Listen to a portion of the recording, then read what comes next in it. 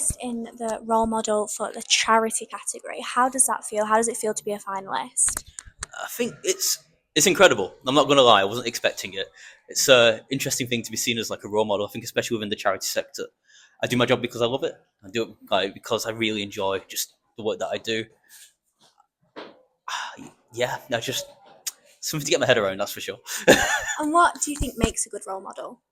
I think somebody who's willing to be just themselves, unapologetically themselves, and actually like show that it's okay just to be unapologetically queer. I think especially in like spaces like this, for a lot of young people, there's a lot of fear. Like political climate's changing a little bit. There's real risk in like funding for certain like queer spaces and stuff like that, especially. And young people are feeling like almost like a burden and ashamed of who they are. Which, if we go back like 10 years, was a very very different case. And the fact that we're in 2026, and I've got young people coming to my door terrified to come out at home, whereas actually you'd think at this time we'd be living in a euphoria where we were all like accepted for who we are. So I think for me to be a role model is to be that person that tells young people it's okay, and to also be that safe person where young people can be 100% unapologetically themselves. That's amazing. So could you tell me a bit about your charity and the charity initiative? Sure. So I work for an organisation called the Pro Trust. We're an LGBTQ plus youth organisation, primarily based in Manchester, but we operate on a national level, which means that we support young people in Manchester, but also all over the UK. We do that through youth groups. So we have 11 youth groups that run throughout the week, both in person and online, to make sure that young people have access to that space. We also have mentoring. We have a live chat.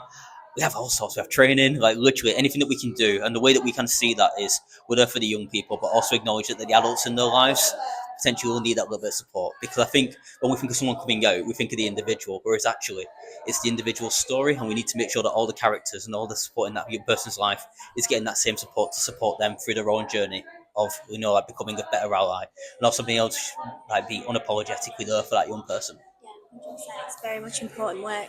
And the theme this year is queer resilience. What does that mean to you and what does that look like to you? For me, queer resilience again goes back to that being unapologetically yourself and being proud of who you are, not apologizing for just being who you are. It's standing strong, it's standing proud, it's understanding our history, understanding our past, and knowing where we've been, where we've come, and the fact that we've overcome this before. Like there's been times, and like sometimes it looks like history's repeating itself, but you know what, we got through it once, we'll get through it again.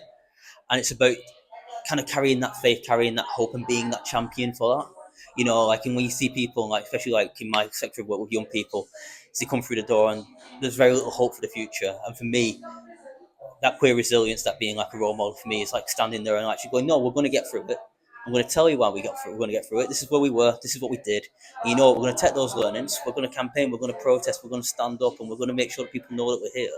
We're queer, and we're really proud of that. Exactly. Community is so Yeah. important for the queer community. It's one of the foundations of it. I guess my other question and my last question is, if you had a message for a young queer person who is navigating their sexuality, who feels a bit lost, especially within the current climate, what would you say to them? You're not alone. And I know it's terrifying and scary, and like everyone's story is completely different. And don't you compare yourself to somebody else, because you can be LGBTQ, you can be all the plus, you can be trans, you can be non-binary, you can be gay, lesbian, bi, you can be whoever you want to be. And it has to be celebrated. And you know what? Don't compare yourself to somebody else. And you know what? If you're not ready, that's fine.